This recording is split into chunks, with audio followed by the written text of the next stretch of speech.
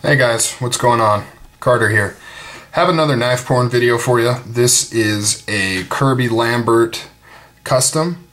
This one goes by the Flare. That's the name of it. It's the Flare. It's actually really, in essence, it's a scaled down version of his Inferno folder. It has just over a 3-inch blade of 154 cm. Overall length, I believe, is just over 7 inches. I think 7 1/8. Nice hollow grind right there. You can see his logo. Titanium bolsters, carbon fiber scales, nice thick titanium liner lock there. Titanium bolster, titanium pocket clip, and some standoffs. So it's an open construction. Features dual Thumbstuds, which is very nice. Now this was an exclusive through True North Knives. So they contacted Lambert, who is a Canadian knife maker, I don't know if I mentioned that, and had him do a run of these for them. Let me clean off this blade here. I have wanted a Kirby Lambert for a long time. I've wanted a Kirby Lambert since before custom blades was even in my vocabulary. Now, before I ever thought not only that I'd ever be able to afford one, but that I would ever want to afford one, I have wanted a Kirby Lambert. I picked up his production version he did through Meyerco, the Shockwave, and that really just, you know, got my desire for one of his customs off the ground.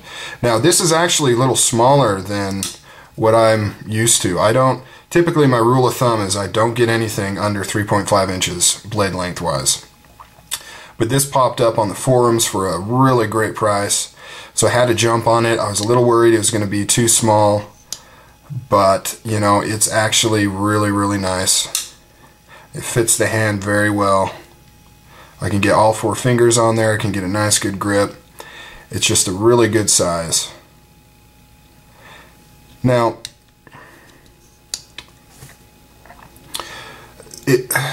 custom knives, I'm probably going to do some videos on appreciating custom knives and talking about them if they're worth the money, and you know, maybe somebody that's wanting to delve into the custom knife world and they're either skeptical or just don't think it's worth it. You know, I'd like to talk about some of those kind of things. But just as a teaser to some of those ideas, I want to say this. You could look at this knife and compare it to a production knife and say, well, you know, it really doesn't offer any additional materials, and the fit and finish is, you know, perfect, but a lot of higher end production knives are perfect as well. And you could say, I just don't see why the extra cost is justifiable. Really what it comes down to, though, is just appreciating the fact that this is a handmade knife. I mean, look at the grind on this blade. I mean, this was all done by hand, and not just by somebody.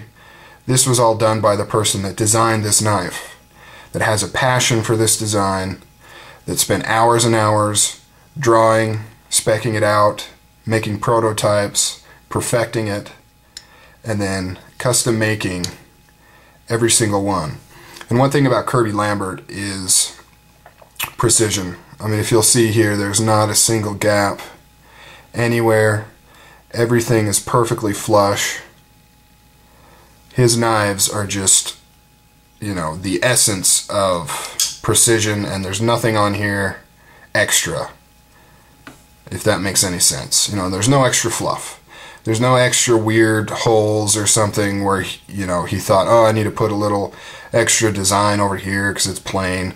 It's just the essence of the knife itself. So I think that's really commendable, and I can really respect a knife designer who does that. So yeah, anyways, that's enough of my rambling. This is my Kirby Lambert Flare. Really nice. Go check him out. He does great stuff. You know, this is obviously kind of on the lower end of the stuff he does, except it does have titanium bolsters.